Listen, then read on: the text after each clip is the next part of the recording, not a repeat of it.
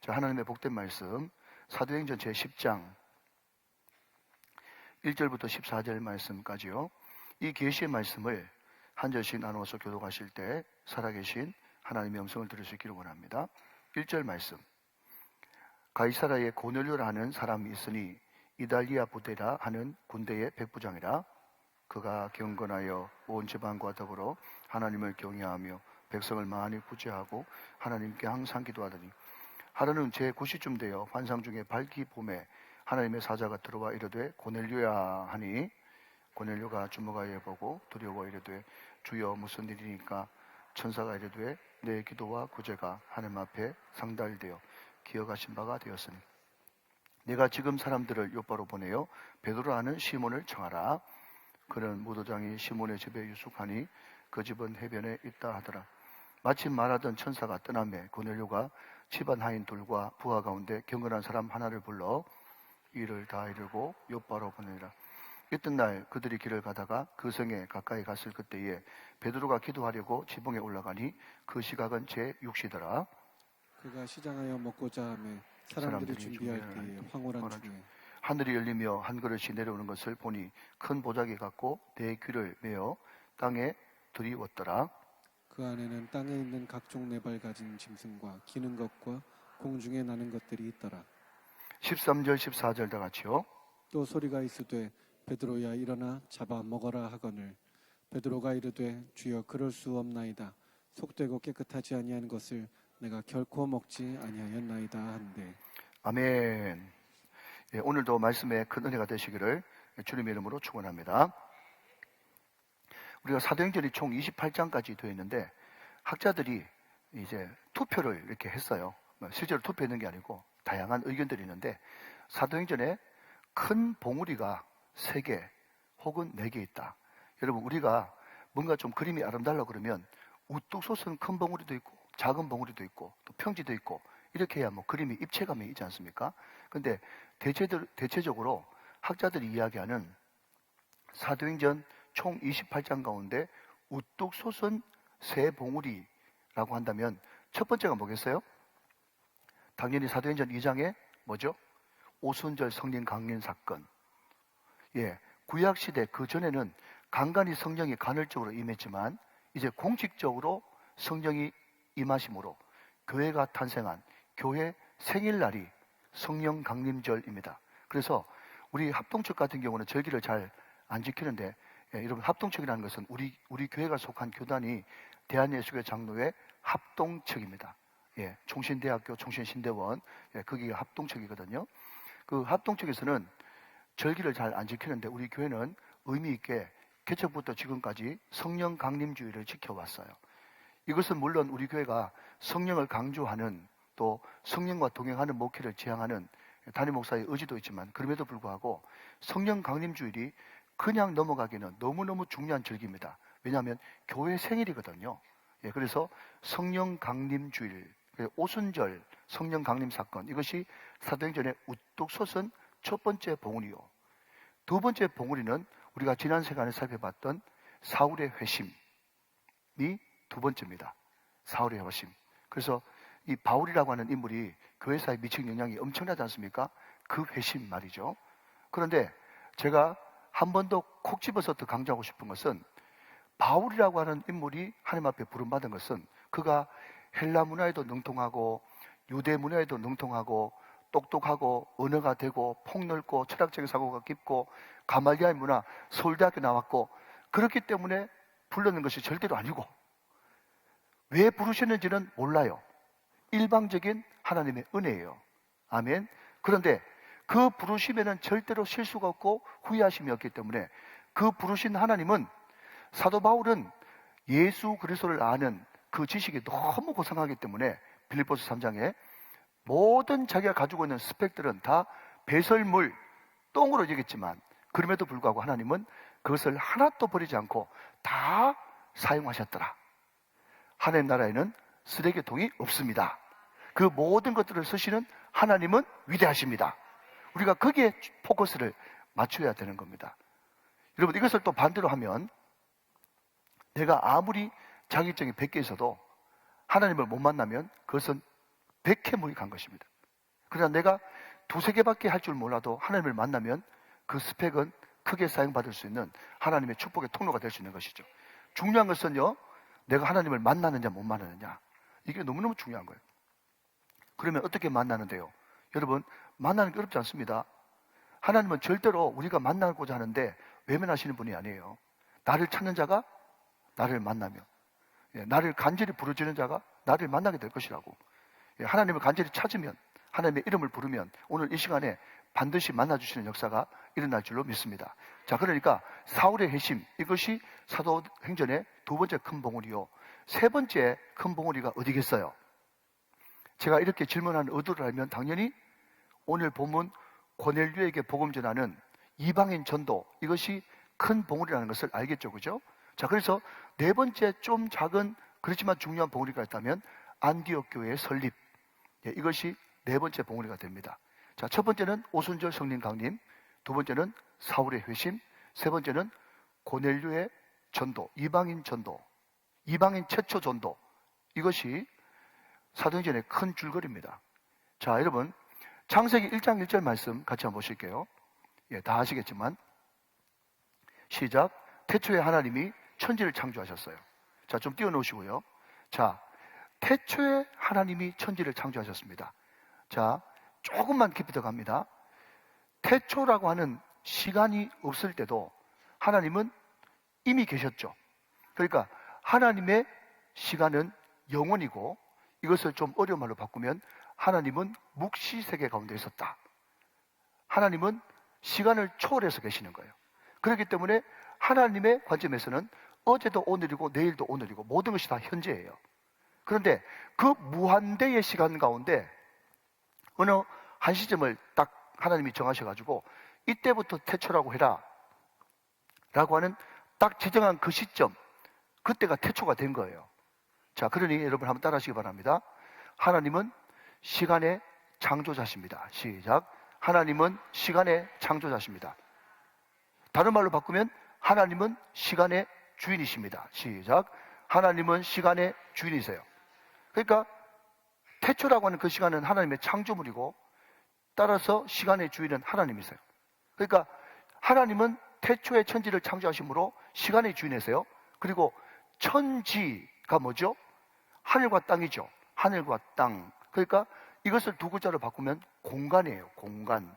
그러니까 하나님은 시간의 주인이면서 동시에 공간의 주인이세요. 시간의 주인이면서 공간의 주인이신 그 하나님은 우리에게 명령하셨어요. 그리고 하나님은 이렇게 되기를 꿈꾸셨어요. 자, 문화명령 창세기 1장 27절 28절 말씀 같이 해보겠습니다. 자, 잘 아시는 말씀이죠. 시작. 하나님이 자기 형상 곧 하나님의 형상대로 사람을 창조하시되 남자와 여자를 창조하시고, 28절 하나님이 그들에게 복 주시며 하나님이 그들에게 이르시되 생육하고 번성하여 땅에 충만하라. 땅을 정복하라. 바다의 물고기와 하늘의 새와 땅에 움직이는 모든 생물을 다스리라 하시니라 라고 이야기함으로 말미암아서 하나님은 온 땅의 주인 되신 주님이, 그러니까 하나님은 어디에 주인 되기를 원했어요? 온 땅의 주인 되기를 원했었습니다. 그게 하나님의 꿈이고 하나님의 계획이 있었어요. 자, 그런데 여러분, 인류의 타락이 오고, 자, 다 거두절미하고, 그래서 하나님이 또 특별히 한 사람, 아브람, 믿음의 조상을 딱 택해가지고 말이죠. 거기서부터 새롭게 새 판을 짜려고 시작하셨습니다. 그러면서 아브람을 택해가지고 아브람에게 뭐라고 복 주셨는가 하면 창세기 12장 3절 말씀 같이 한번 보겠습니다. 창세기 12장 3절 말씀, 이 말씀도 잘 하시는 말씀이에요. 자, 같이 한번 읽어보시죠. 시작. 너를 축복하는 자에게는 내가 복을 내리고 너를 저주하는 자에게는 내가 저주하라니. 그 다음 땅의 모든 족속이 너로 말미암아 복을 얻을 것이라 하신지라 그랬습니다. 결국 여러분, 아브라함을 택해가지고 점점 믿는 사람이 늘어나고 늘어나 결국 하나님께서 꿈꾸시고 계획하시는 바는 뭡니까? 다시 창세기 1장 원형으로 돌아가서 아브라함을 통해서 너로 말미암아, 자, 한 번 더 따라합시다. 내가 아브라함입니다. 시작. 내가 아브라함이에요. 우리는 아브라함의 후손이요. 그죠? 갈라디아서 3장에 연거푸 나오잖아요. 제가 여러 번 알려드렸잖아요. 그런데 우리가 아브라함이고 또 믿음의 조상 아브라함을 통해서 결국 땅의 모든 사람이 너로 말미암아 복을 얻기를 원했어요. 하나님은 온 땅의 주인 되신 주님이 주인 되기를 원하셨거든요. 그런데 문제는 뭔가 하면 유대인들에 의해 가지고 자기들 혼자만 선민사상이라는 것을 딱 가짐으로 말미암아 가지고 그 하나님의 축복의 통로, 축복의 파이프가 어디서 그냥 막혀버렸어요? 유대인들에게 막혀버렸단 말이죠. 유대인들에게 막혀버렸어요. 그러니까 구약에 등장하는 엘리야도 다니엘도 어떤 구약에 등장하는 유명한 선지자나 믿음의 영웅들도 유대인의 하나님, 이 하나님은 우리 하나님, 우리 민족의 하나님으로만 알았지 온 세계의 온 우주에 우리 하나님, 너의 하나님, 나의 하나님이라는 것을 인정하지 않았단 말이죠. 여러분, 그렇기 때문에 하나님의 아들 예수님이 직접 이 땅에 내려오셔서 요한복음 3장 16절 시작. 하나님이 세상을 이처럼 사랑하사 독생자를 주셨는데 이는 저를 믿는 자마다 멸망치 않고, 누구든지 멸망치 않고. 자, 여러분, 그래서 구약이든 신약이든 저를 믿는 자마다 누구든지 라고 하는 그 단어가 나올 때마다 여러분 이 단어를 기억하셔야 됩니다. 한 번 더 따라 하실까요? 은혜로의 초대. 시작. 은혜로의 초대입니다. 누구든지 믿을 수 있는 거예요. 누구든지. 그러니까 여기 누구든지에 유대인만 들어가 있어요? 이방인들도 들어가 있어요? 이방인도 들어가 있음으로 말미암아서 하나님은 온 땅의 주인으로 모든 사람이 구원을 받고 하나님을 알기를 그토록 갈망하셨단 말이죠. 그런데 그럼에도 불구하고 하나님이 그러므로 말미암아서 오순절에 성령 사건 일으켜 주시고 그것도 안 돼가지고 예루살렘 교회에 강력한 핍박이 일어나가지고 모든 사람들이 디아스포라가 돼가지고, 그죠? 사마리아로, 다메섹으로 전 세계 150군데로 흩어지는 디아스포라, 민들레 홀씨가 돼가지고 흩어지는 그런 역사가 일어나도, 자, 여러분, 기억을 떠올리면서 대답해 보십시오. 사도들은 어디 있었어요? 사도들은 어디 있었죠? 예루살렘에 있었단 말이죠. 사도들만 예루살렘에 있었단 말이죠. 여러분, 그런 수많은 사건이 일어나도 사도들은 끝까지 뭘 고수했습니까? 이스라엘의 전통. 하나님은 끝까지 유대인의 하나님입니다. 유대인들만의 하나님입니다. 그것을 고수했단 말이에요. 여러분, 그래서 여러분 먼저 여러분 몇 절 보시는가 하면 6절 한번 보실까요? 6절. 6절 보시면요. 그는 무두장이 시몬의 집에 유숙하니 그 집은 해변에 있다 하더라 그랬습니다. 자, 여러분, 이 무두장이라고 하는 것이 옛날에는 뭐 피장이라 그랬나요? 예, 무두장이가 뭔가 하면 우리로 말하자면 갓밭이에요. 동물을 죽여가지고 동물 가죽을 벗겨가지고 신발 만들고 가죽 제품 만드는 무두장이 갓밭이 말이죠. 지금은 여러분 직업에 기천이 없고 예수 믿는 사람들 안에서는 직업에 낮고 낮음, 귀하고 천함이 없습니다. 그러나 그럼에도 불구하고 이때 당시만 해도 무두장이는요, 소위 말해서 직업으로 따지자면 제일 인정받지 못한 천한 직업이었어요. 근데 거기에 베드로가 머물고 있습니다. 참 재밌는 것은요, 무두장이의 이름이 뭐예요? 자, 대답하면서 들으셔야 돼요. 성경 보면서. 덮어놓고 믿지 말고 성경 보면서. 자, 무두장의 이름이 뭐예요? 시몬이죠. 베드로의 원래 이름이 뭐예요? 이름이 똑같은 사람 집에 있네. 이런 것도 재밌단 말이죠. 그러니까 지금 베드로가 많이 낮아져가지고 어디까지 복음을 전하는가 하면 그 당시에 인도로 따지자면 불가촉천민, 사람 죽여도 뭐 어떻게 해버려도 전혀 신고도 할 수 없는 불가촉천민 비슷한 갓밭이 무두장이 시몬의 집에 머물면서 내가 무두장이까지는 복음 전해도 이방인은 절대로 된다 안 된다? 안 된다고 생각했단 말이에요. 그게 오늘 사도행전 9장부터 창세기 1장부터 사도행전 9장까지의 유대인들 머릿속에 가득 차 있는 서민사상이었어요. 그런데 이 고넬료라고 하는 사람한테, 이 사람은 철저하게 이방인이거든요. 이 이방인한테 복음이 전해짐으로 말미암아가지고 앞에 있는 모든 것들을 싹 포맷되고 새로운 시대가 열린 것입니다. 새로운 시대가 열린 것이에요. 그렇기 때문에 여러분, 이 사도행전 10장은 사도행전 28장 가운데 3대 봉우리 안에 들어가는 큰 사건 중의 사건이다. 만약에 이 고넬료 사건이 없었다면 사도행전 9장까지만 여러분 읽고 그 다음부터 성경 끝 해버렸다면 저와 여러분이 구원받을 수 있다 없다? 구원 못 받습니다. 알겠죠? 그러니까 저와 여러분에게 구원의 문을 열어준 너무 중요한 사건이 사도행전 10장이기 때문에 정신 차려야 돼요. 정신 차려야 돼요. 정신 차리고 봐야 된다. 이 말이죠. 자, 여러분 이제 서서히 이제 발동을 한번 걸어보겠습니다. 여러분 1절 말씀 다시 한번 보시면 가이사라의 고넬료, 고넬료는 오리지널 버전으로 하면 코넬리우스. 여러분 코넬리우스 들어보셨죠? 고넬료가 코넬리우스입니다. 하는 사람이 있었는데 이 사람이 어떤 사람이에요? 이달리아 부대, 그러니까 이달리아가 요즘으로 말하면 이탈리아인데 로마 부대의 군대의 백부장이었어요. 자, 여러분 잠깐만 상식하고 넘어갑니다. 자, 여러분 우리가 복음서에 보면 군대 귀신 들렸다 한테 군대 하면 그게 군대에 1이든지 2이든지 그냥 관주가 돼 있고 그 밑에 보면 레기온 이렇게 돼 있어요. 레기온. 그러니까 로마 군대의 편제입니다. 레기온. 근데 이 레기온이라고 하는 군대 편제가 얼마인가 하면 1레기온에 6,000명입니다. 군단이에요, 군단. 그때는 6,000명이 한 군단이라고 본 거예요. 그런데 그 군단 편제를 참 우리나라도 다 모르는데 이걸 말라고 목사님 알아가지고 그러나 이렇게 할 수 있는데 아무튼 6,000명의 군대를 어떻게 나누는가 하면요. 10부대를 나누는 거예요. 그러면 6,000명을 10부대로 나누면 한 부대에 600명이죠. 600명. 근데 600명을 또 몇으로 나누는가 하면 6으로 나누는 거예요. 그러면 600명을 6으로 나누면 뭐죠?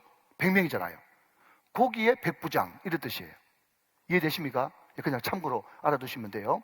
그런데 로마 군대는 부대가 두 종류가 있었는데 하나는 오리지널 순수한 로마 군대로 된 로마 군대가 있었고 로마 군대이긴 한데 적은 로마 군대인데 그냥 용병으로 구성된 용병 부대가 있었단 말이죠. 그런데 오늘 코넬리우스라고 하는 이 사람은요 순수한 이탈리아 로마 군대의 백부장이었다.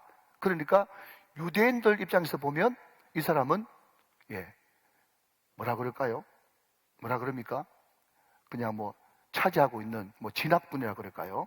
아니면 뭐 점령군이라 그럴까요? 그런 신분이죠. 그러니까 유대인의 피라고는 한 방울도 섞이지 않는 철저한 이방인, 그것을 알려주기 위해서 이달리아 부대라는 군대의 백부장이다. 그런 표현을 썼단 말이죠. 자, 2절 말씀입니다.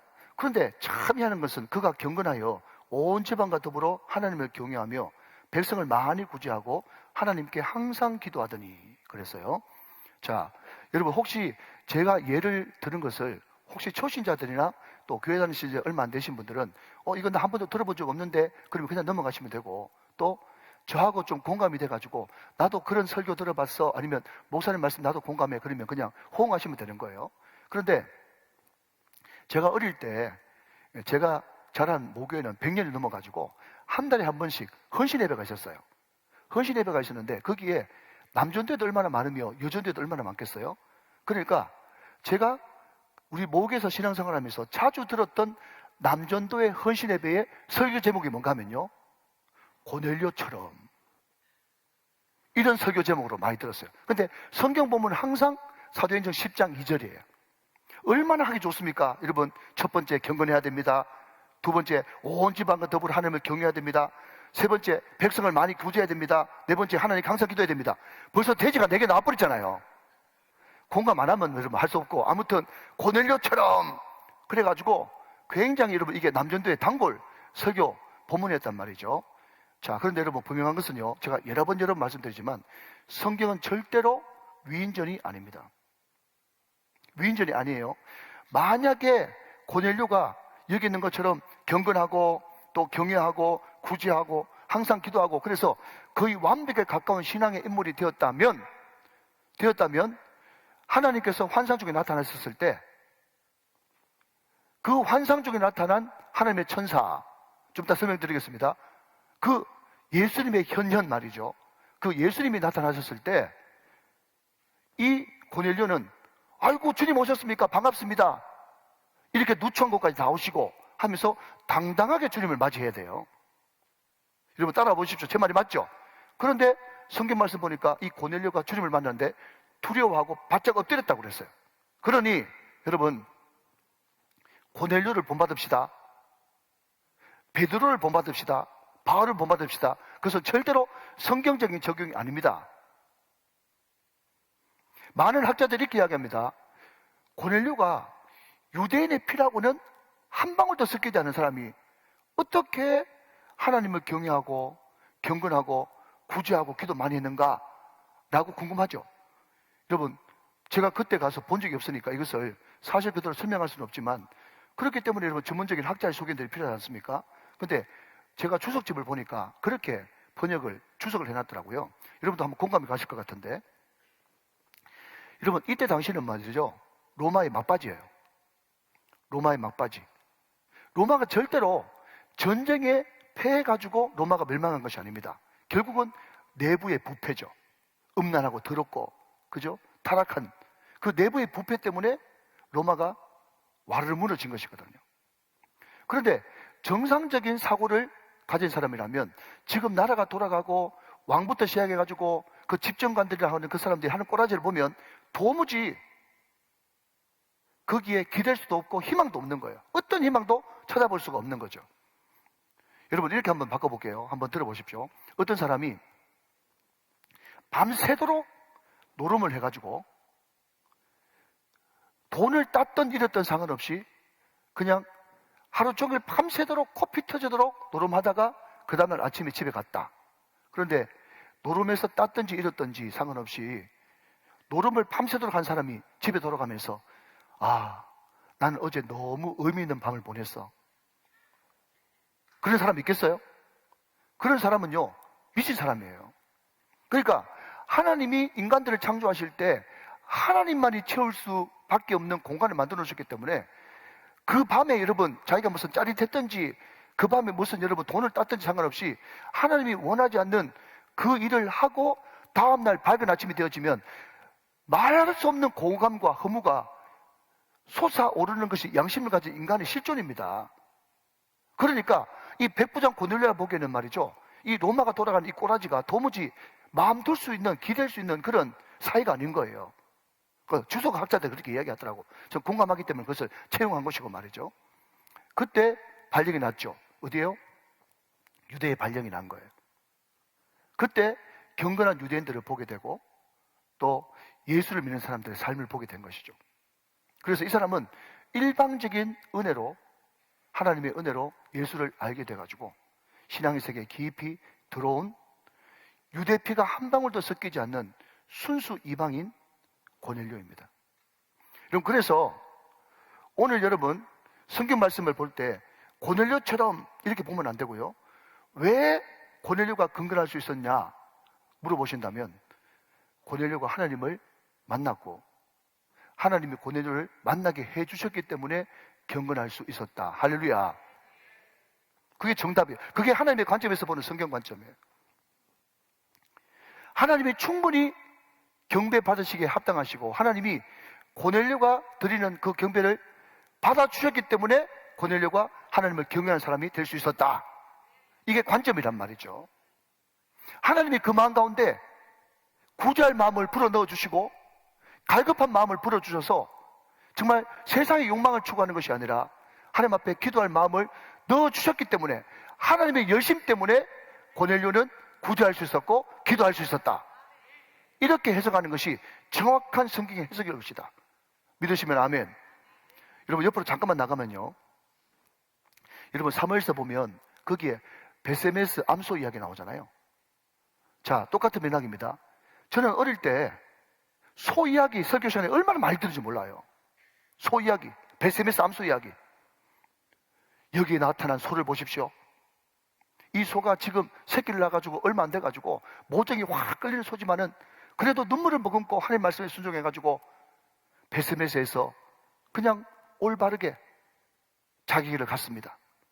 자기 길을 갔을 뿐만 아니라 마지막에 그 언약궤를 싣고 간 베세메스의 암소는 자기의 몸을 번제로 드려 수레까지 다 드려 하나님의 제물이 됐습니다. 갖다 바치십시오. 충성하십시오. 몸을 들이십시오. 그래가지고 어릴 때 소 이야기 너무 많이 들었어요. 여러분, 베스베스 암소 이야기도 말이죠. 결국 하나님께서 이야기하는 것은 뭔가 하면 모든 여호와의 구원은 하나님이 독단적으로 얼마든지 하실 수 있다. 그게 그 베스베스 암소 이야기의 키 포인트가 되는 것입니다. 믿으시면 아멘. 그러니까 항상 하나님의 관점으로 뭘 보라? 성경을 보라. 그래서 오늘도 고넬료 본받아야 되겠다. 이것은 완전 초짜 큐티고 고넬료를 경건하게 하시고 하나님을 경외하게 하시고 구절 마음을 불어넣어 주시고 기도하게 하신 그 하나님의 열심을 찬양합니다.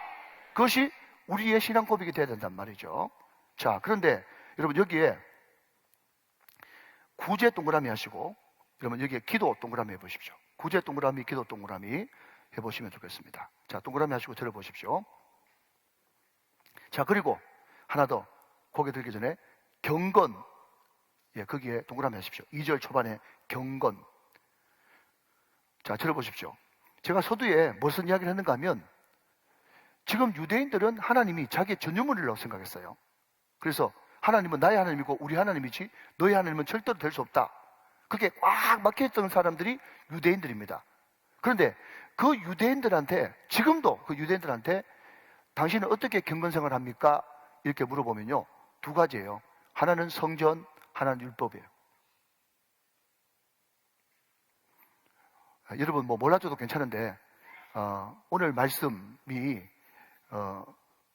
굉장히 좀 깊이가 있습니다. 아시겠죠? 네. 유대인들에게 있어서 경건을 끌으면 제일 먼저 떠오르는 단어가 하나는 성전, 하나는 율법이에요. 그래서 하루에 예배당 몇 번 가느냐, 요즘을 따지자면 그 사람 경건한 사람이고, 하루에 성경 몇 장 읽었냐, 이게 경건한 사람의 척도예요. 그런데 성전과 율법이 경건의 전부인 줄 알고 거기에 매진했지만 그 종교적인 열심이 편견을 만들고 그 종교적인 열심이 여러분 폭도로 보내가지고 다른 사람들을 자기 생각과 또 율법과 다른 사람들을 제거시키고 죽여야만 그것이 신앙생활을 잘하는 것으로서 잘하는 것으로 그냥 인식됐던 것이 유대인들의 믿음의 기준이란 말이죠. 그 대표적인 사람이 누구라고요? 사울이잖아요. 사울. 유대인들은 어떻게 해야 경건하고 거룩하다고 생각했냐 하면요, 율법과 성전과 자기 생각하고 다른 사람을 죽이고 제거해야만 거룩하고 깨끗하다고 생각했어요. 전혀 하나님의 의도가 아니죠. 하나님은 오히려 경건, 진짜 경건이 뭐냐라고 했을 때 첫 번째는 구제입니다. 구제. 구제는 뭐죠? 바깥을 향해서 창문이 열려 있는 것. 구제입니다. 바깥을 향해서 창문이 열려 있는 것. 그리고 또 하나는 뭐죠? 기도입니다. 기도는 뭐죠? 하나님께 대해서 내 내면이 열려 있는 것. 그래서 여러분, 교회가 끝까지 경건해지기 위해서는요, 잘 들으십시오. 구제가 뭐냐라고 이야기하면 다른 말로 선교라고 바꿀 수 있어요. 선교. 기도가 뭐냐라고 이야기하신다면 하나님과 교통하는 거니까 예배와 기도입니다. 자, 한번 따라 하실까요? 예배와 기도, 선교와 구제. 이게 교회에 해야 될 전부예요.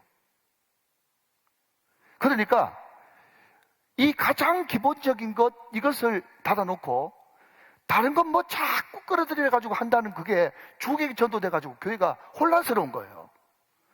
여러분, 우리 우정교회가 여러분 전부는 아닙니다. 아직까지 갈 길이 멀어요. 그러나 그럼에도 불구하고 그래도 우리 교회가 건강하게 달려오고 있고 하나님께서 정말 소망 가운데 우리 교회를 에너지가 넘치는 그런 교회를 만들어 주셨다면 왜 그러냐라고 했었을 때 저는 본질에 충실했기 때문에 그렇다. 본질에 충실했다. 교회 본질은 뭔데요? 라고 이야기하면 여러분 구제와 기도인데 그것을 바꿔 말하면 예배와 기도와 선교와 구제예요. 왜 그게 여러분 전부냐라고 할 때 마태복음 22장에 보면요, 한 율법사가 와가지고 그렇게 묻지 않습니까? 선생님, 랍비요, 가장 큰 계명, 가장 위대한 계명이 뭡니까? 라고 이야기했더니 두 가지를 딱 이야기해줘요. 하나는 뭐죠?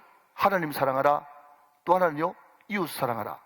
이것이 선지자와 율법, 율법과 선지자, 이것을 두 글자로 바꾸면 구약 전체의 강령이니라. 강령이 뭔가 하면 별이 강자예요. 별이 강. 별이 강이 뭔가 하면 그물이 있지 않습니까? 그물. 듣고 계시죠? 그물이 있는데 그물이 아무리 넓어도 가장 큰 밧줄 두 개가 있죠. 이쪽에서 당기고 저쪽에서 당기고. 그 그물에 달려있는 큰 밧줄, 그 밧줄을 별이 강, 별이라고 그래요. 그러니까 그 두 줄기 쭉 당겨버리면 전체 다 끌려오는 거. 그게 별이 강, 강령이거든요. 그러니까 구약 성경의 전체가 뭐냐라고 할 때 시작, 하나님 사랑, 이웃 사랑이에요. 그러면 하나님 사랑 어떻게 하는데요? 라고 물으신다면 예배와 기도를 통해서. 아멘이십니까? 이웃 사랑 어떻게 하는데요? 하면 구제와 성교를 통해서 이웃 사랑하는 거예요.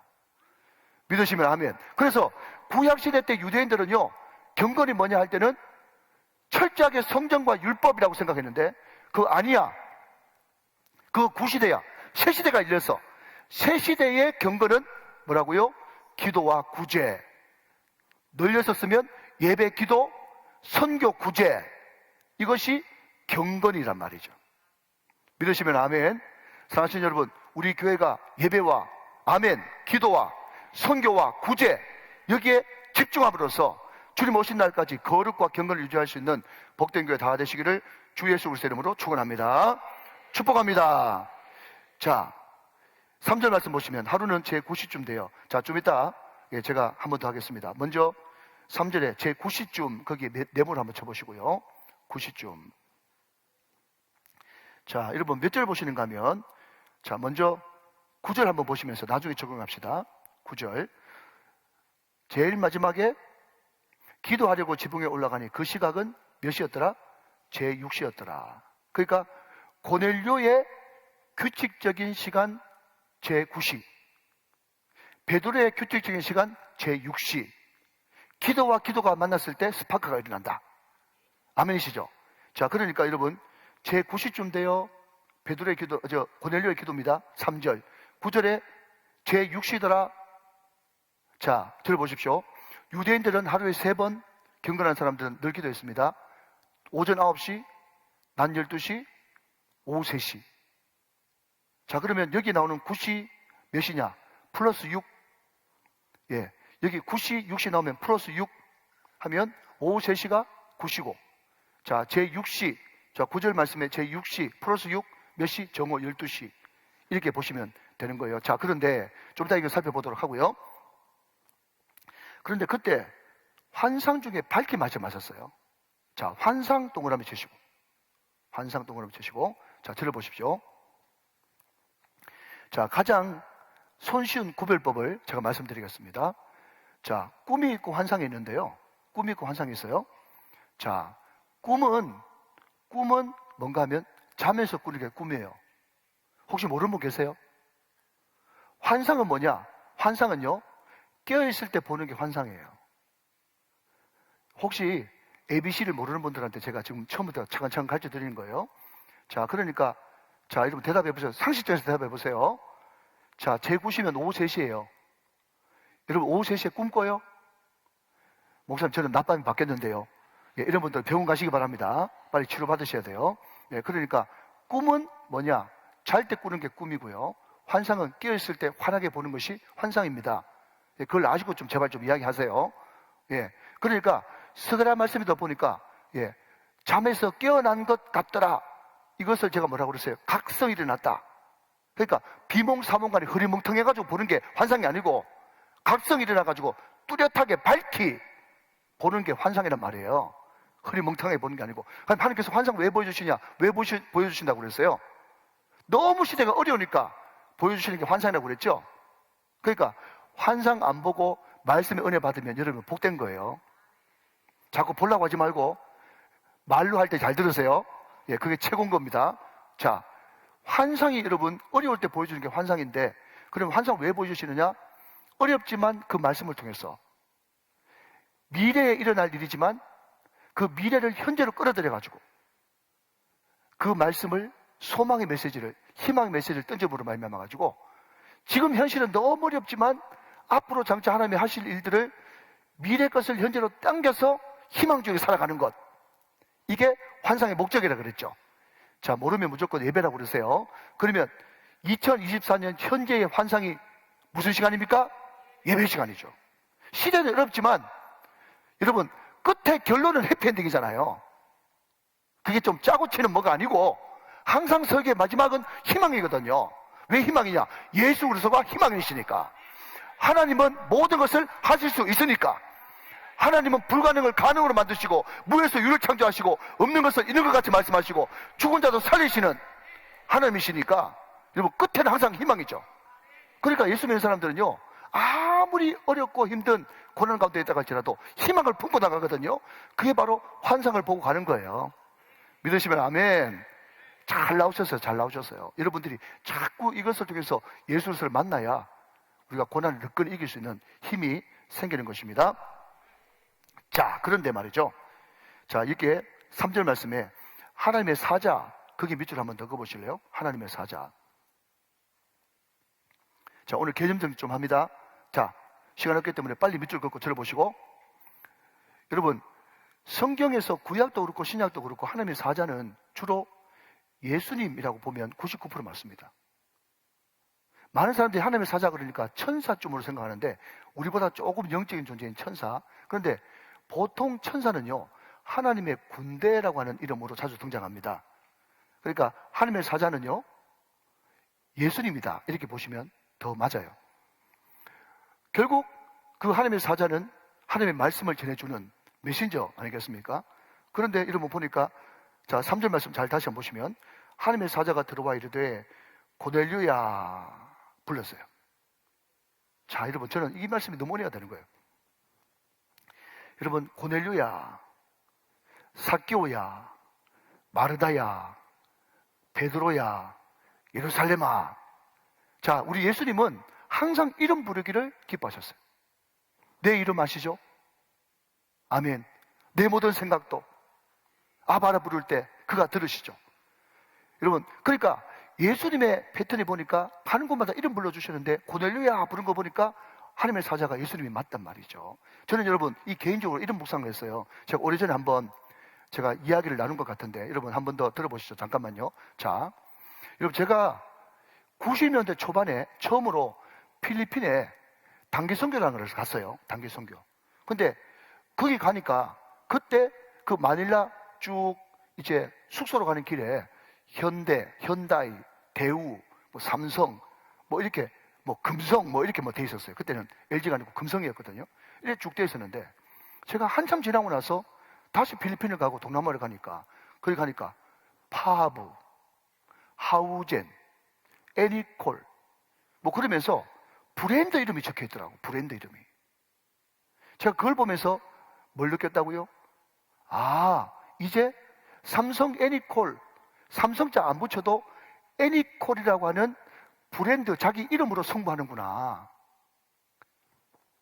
그 생각이 들면서 순간 하나님께서 저한테 어떤 깨달음을 주시는가 하면 예동열 목사 말고 우정교회 예동열 목사 말고 내가 지금 가지고 있는 이런저런 덕지덕지 붙어있는 그 직분 말고 아 목사님이 뭐도 하시고 뭐도 하시고 뭐도 하시고 뭐도 이사장이고 장이고 하니까 괜찮은 목사네 그런 거 말고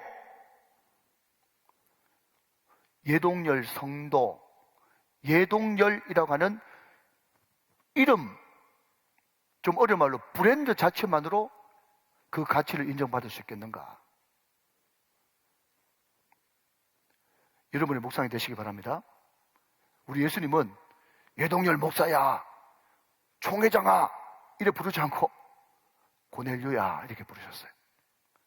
여러분 이것을 좀 쉬운 말로 하면 한번 그냥 저를 한번 따라하고 그냥 다음으로 넘어갑시다. 계급장 뗍시다. 시작. 계급장 떼고 내가 주님 앞에 어떤 사람인가? 이게 굉장히 중요한 거예요.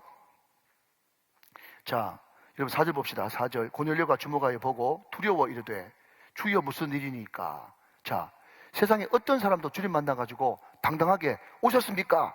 나는 원래 경건한 사람인데 나 은혜 좀 받은 사람인데 이런 사람 아무도 없어요. 경건할수록 더 납작이 팍 엎어집니다. 고넬료도 두려워 이르되 주여 무슨 일이니까? 천사가 이르되 내 기도와 구제가 하나님 앞에 상달되어 그 다음 기억하신 바 되었으니 자 기억하신 바 밑줄 그으시기 바랍니다. 기억하신 바 자, 이 기억하신 바가 구약에 굉장히 중요한 단어입니다. 한 번 더 따라 하실까요? 자카르. 시작.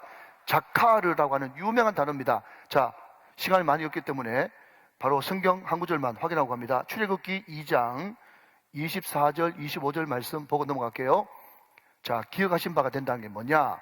자, 출애굽기 2장 24절, 25절. 자, 우리 이른부 친구들 잘 듣고 있어요. 예, 통닭, 예, 10마리, 콜라도 더 얹어서 갈 수 있어요. 자, 잘 보시면 좋겠습니다.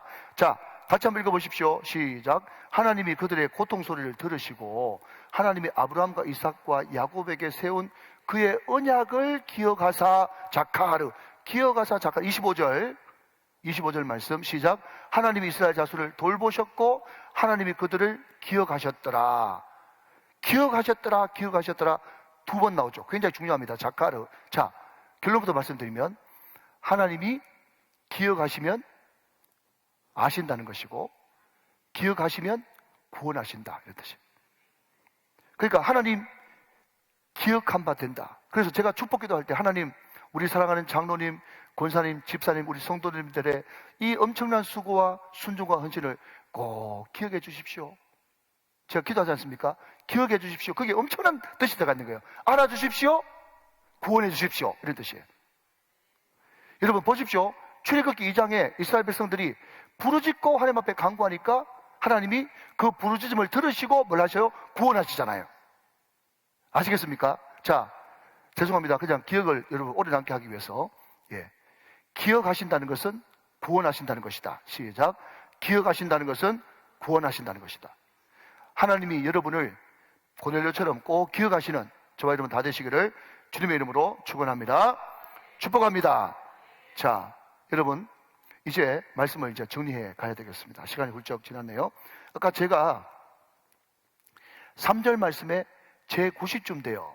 그리고 9절 말씀에 제6시더라 라고 하는 이것을 통해서 제가 뭐라고 말씀드리는가 하면 기도와 기도가 만났을 때 스파크가 일어나요.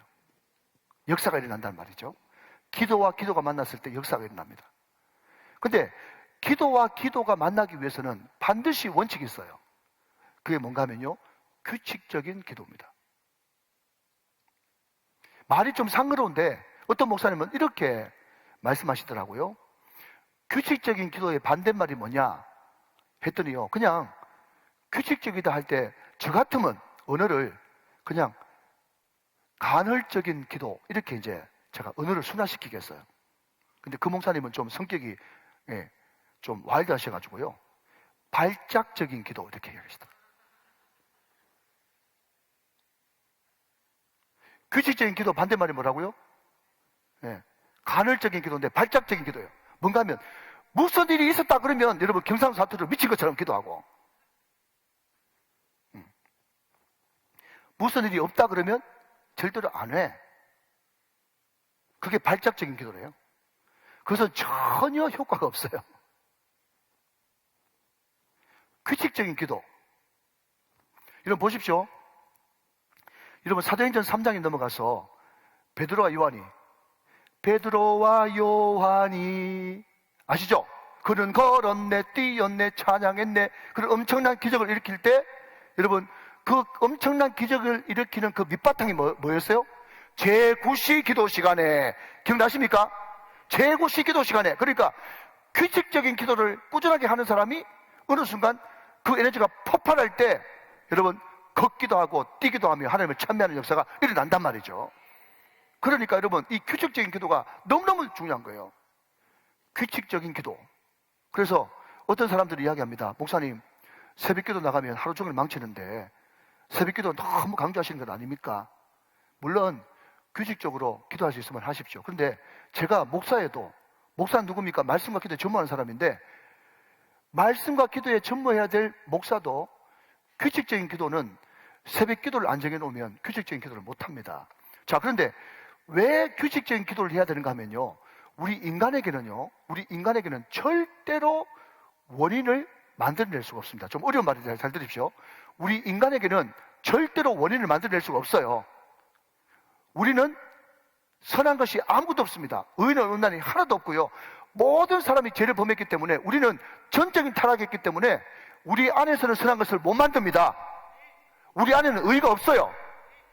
그렇기 때문에 로마서 3장 말씀 보면 율법 외에 한 의가 바깥에서부터 우리에게 오셨죠. 이해되십니까? 율법 외에 한 의, 그분이 누구십니까? 예수 그리스도죠. 예수 그리스도가 외부로부터 우리에게 와야 원인 제공이 돼가지고 그분 때문에 우리가 구원도 받고, 그분 때문에 우리가 의롭게 되고, 그분 때문에 우리가 병을 고치기도 하고, 그분 때문에 기적들이 난단 말이죠. 믿습니까, 여러분? 그러니까 우리에게 원인을 만들어낼 수 있는 것은 오직 말씀과 기도가 우리에게 임할 때만 우리에게 원인이 생겨가지고, 예수 때문에 형제를 사랑합니다, 예수 때문에 기도합니다, 예수의 능력으로 구제합니다, 예수의 능력으로 병도 고칩니다, 예수의 능력으로 우리가 구원받았습니다. 구원의 이름, 능력의 이름 예수 그리스도. 믿으시면 아멘. 그러니까 끊임없이 여러분, 우리가 기적을 이어나가는 삶을 살라 그러면 외부부터 계속해서 원인 제공을 받아야 되는 거예요. 아멘. 그것은 기도 시간이란 말이죠. 기도 시간 중에도 어떤 기도 시간? 규칙적인 기도 시간. 여러분, 시간을 정하십시오. 시간을 정하고 결단하셔야 그 규칙적인 시간을 통해서 하나님을 만나게 되고 말씀을 받게 되고, 그 규칙적인 시간을 통해서 또 다른 기도하고 있는 사람과 만나가지고 기도의 스파크가 튀는 역사가 일어난단 말이죠. 자, 여러분 보십시오. 자, 여러분 9장으로 한번 넘어갑시다. 9장 10절. 자, 빨리 넘어갑니다. 9장 10절. 같이 읽어요. 시작. 그때에 다메섹에 아나니아라 하는 제자가 있더니 주께서 환상 중에 불러 이르시되 아나니아야 하시거늘 대답하되 주가 내가 여기 있나이다 하니 그랬습니다. 자, 여러분, 사울이 기도하는 가운데 스파크가 튀어가지고 누구를 만났어요? 아나니아라는 사람을 만나게 되고, 그 아나니아를 만남으로써 자기 눈에 있는 비늘이 벗겨졌습니다. 하나님이 기도하는 가운데 또 다른 기도하는 사람을 만나게 해주셔서 그 만남의 축복으로 내 눈앞에 있는 비늘이 벗겨지는 거예요. 믿으시면 아멘. 자, 또 넘어갑니다. 자, 여러분 9장 33절 34절. 거기서 에니아라 하는 사람을 만나며 그는 중풍병으로 침상에 누운 지 몇 해가 됐어요? 8해예요. 34절 같이 있습니다. 시작. 베드로가 이르되 에니아야 예수 그리스도께서 너를 낫게 하시니 일어나 내 자리를 정돈하라 한데 곧 일어나니 그랬습니다. 이 에니아라고 한 사람이 8해를 중풍병자로 누워 있었는데 베드로 못 만났으면 이 사람은 평생 중풍병자예요. 하나님께서 기도하는 사람끼리 만나서 스파크가 일어나서 이 에니아가 베드로를 만남으로 말미암아서 평생 중풍병자로 살 것을 고침 받았습니다. 이게 중요하단 말이죠. 자, 마지막. 자, 여러분 36절 보세요. 요빠에 다비다라 하는 여제자가 있으니 그 이름을 번역하면 도르가라. 선행과 구제하는 일이 심히 많더니 그때 병들어 죽음에 시체를 씻어 다르게 누이더라. 38절. 루다가 요빠에서 가까운지라 제자들이 베드로가 거기 있음을 듣고 두 사람을 보내어 지체 말고 와달라고 간청하여.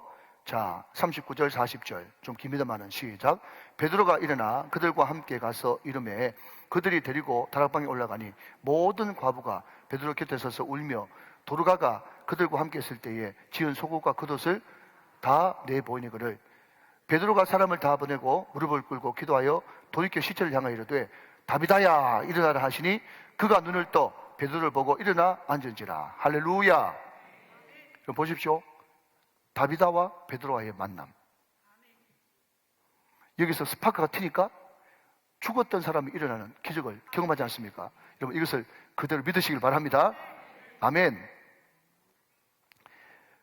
자, 여러분 5절 말씀을 잠깐만 살펴보고 이제 말씀을 정리하고 싶어요. 5절 말씀 보니까 내가 지금 사람을 요빠로 보내요 베드로라는 시몬을 청하라 그랬습니다. 자, 여러분 여기에 요빠라고 하는 동네가 나옵니다. 요빠. 자, 주일학교 좋은 데 다니신 분, 자, 요빠 하면 제일 먼저 생각나는 사람 누굽니까? 요나. 자, 빨리 확인하고 가죠. 예, 요나서 1장 1절 2절 말씀. 요나서 1장 1절 2절 말씀. 요나서 1장 1절 2절 말씀. 자, 여호와의 말씀이 아미떼 아들 요나에게 임하니라 이르시되 2절 너는 일어나 저 큰 성 니느웨로 가서 그것을 향하여 외치라. 그 악독이 내 앞에 상달되었습니다 하시니라. 3절 말씀. 자, 같이 한번 읽어봐요. 시작. 그러나 요나가 여호와의 얼굴을 피하려고 일어나 다시스로 도망하려 하여 어디로 내려갔어요? 요바로 내려갔죠. 요바. 여러분 보십시오. 성경은 참 교묘합니다. 예. 이방인의 선지자 요나가 하나님 앞에 부름받아가지고 니느웨 가라 그랬는데 가기 싫어가지고 정반대 다시스로 도망가 버리고 요바로 내려갔어요. 요바로 내려갔죠. 그러면 그 요바를 한마디로 말하자면 어떤 장소냐고 물으신다면 고집불통의 장소라고 말하고 싶어요. 그런데 지금 베드로가 좀 희한하게도 어디 있어요? 요바 있죠.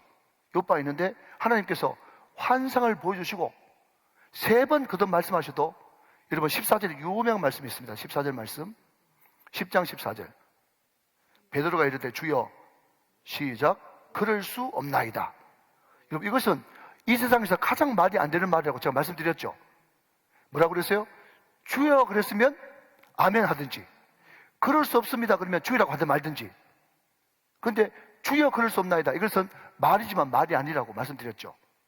자, 끝까지 나는 이때까지 한 번도 이런 거 부정한 것을 먹은 적이 없습니다 하면서 버티는 그 고집불통 그 베드로가 지금 어디 있어요? 요바에 있단 말이죠. 요바에 있습니다. 자, 그런데 이제 결론입니다. 그렇다면 왜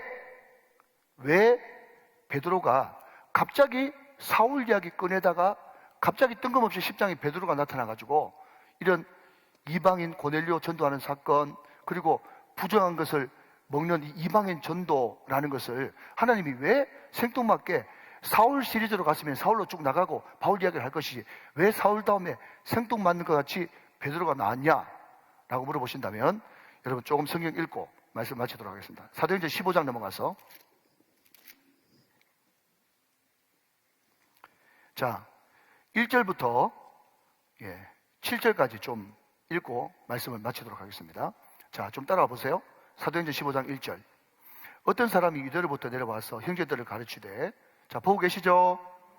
너희가 모세의 법대로 할례를 받지 아니하면 능히 구원을 받지 못하리라 하니 자, 2개로 나눠졌습니다. 하나는 오직 믿음으로 구원받는다 라고 이야기하고 유대인들이 나타나가지고 믿어서 구원받는 거 맞는데 그래도 수천 년 동안 내려오는 할례 받아야 된다. 할례도 같이 돼야 된다. 이것 때문에 대판 싸웠단 말이죠. 그래서 이 싸우는 것을 우리만 싸우지 말고 그냥 예루살렘에 보내가지고 예루살렘 공회에서 검증받자.